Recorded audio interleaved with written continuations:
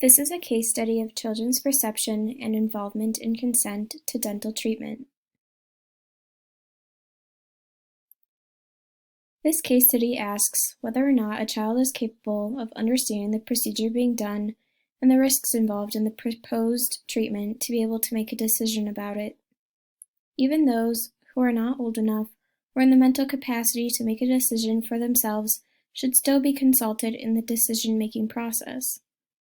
It is crucial to make dentistry an interactive process for children.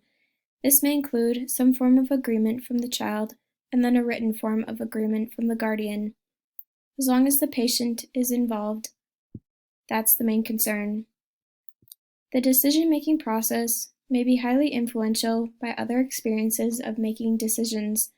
Therefore, a child that has experienced many instances of making decisions for him or herself may be able to attest for themselves to a greater extent than those who do not have as much experience in this area.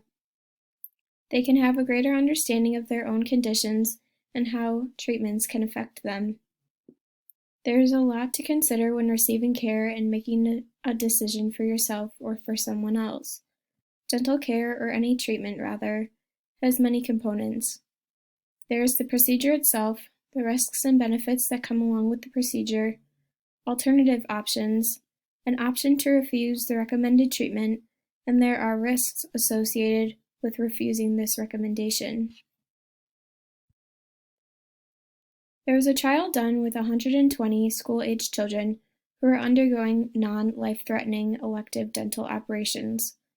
Some of the dangers of excluding the child from treatment consultation process could result in a resentful and angry child who feels that they could not have a say in their own treatment.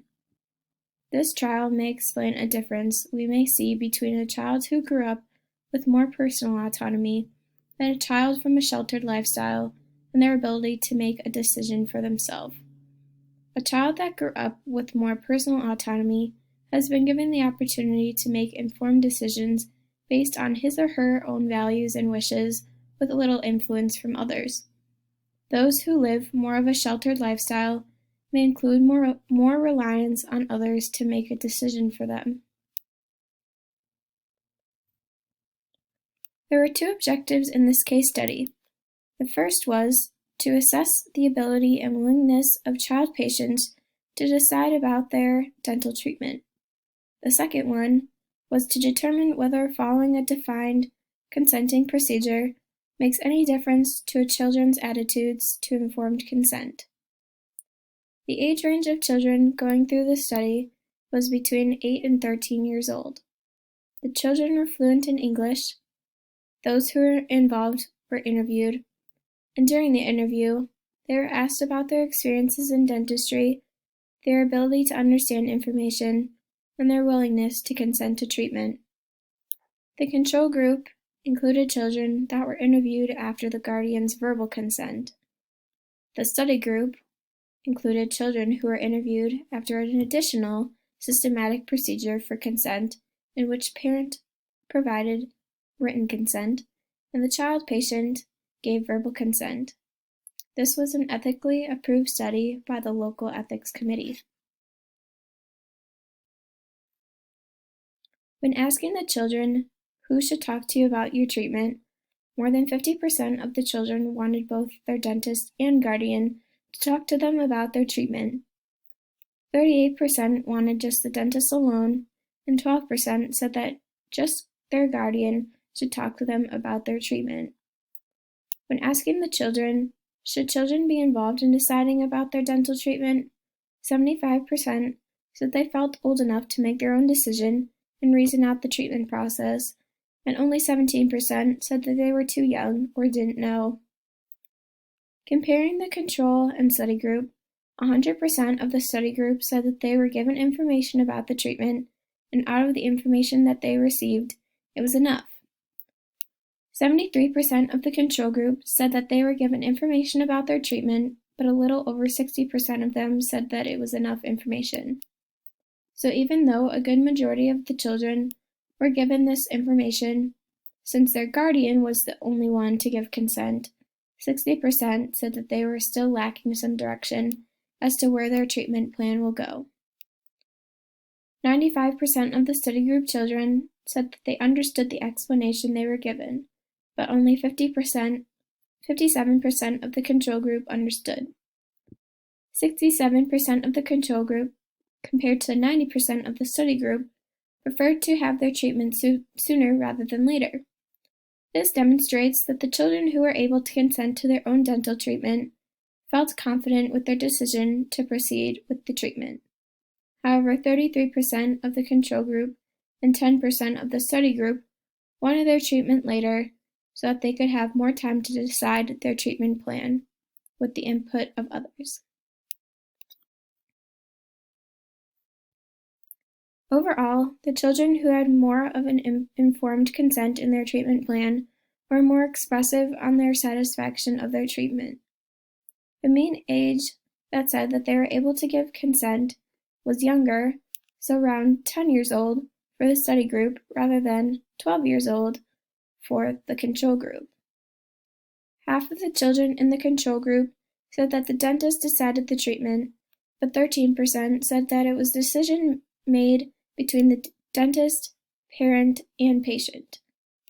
In the study group, less than half of the children said that the dentist made the decision, and 33% said that it was a joint decision. So, this group of children felt that the consent to treatment should be more of a joint decision.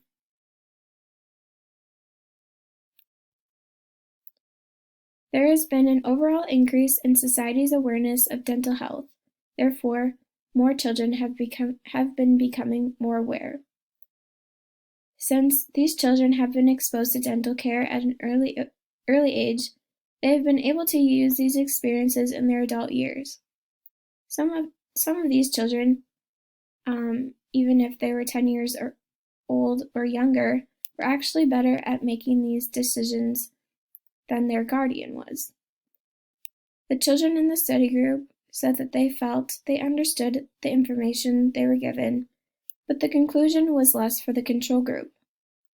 Most dental procedures are not life-threatening, so this should give all opportunities to allow a trusting relationship to be built between dentist and patient. Not only does this support patient autonomy in dentistry, but in the world outside of dentistry.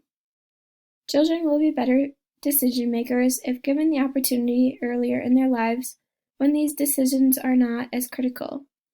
That is, if they happen to make the wrong choice, there would not be as devastating of consequences. Dentists have a duty to recognize the importance of establishing early on a solid relationship with their patient, and have a duty to be aware of how informed consent will affect the development of their younger patients. This is also an important thing for guardians to recognize and to promote the evolving autonomy of their child. In return, everyone involved should be more understanding and satisfied with their dental care. Some discussion questions included for this case study would be: to what degree should family members or legal guardians have full capacity to make decisions or give consent on behalf of the patient? Does patient autonomy outweigh the duty of a medical professional, in this case dentist, to treat their patient? Is it ever correct for a physician to break a patient's autonomy even when the patient is competent enough to make their own decisions? This is my citations for this case study. Thank you very much.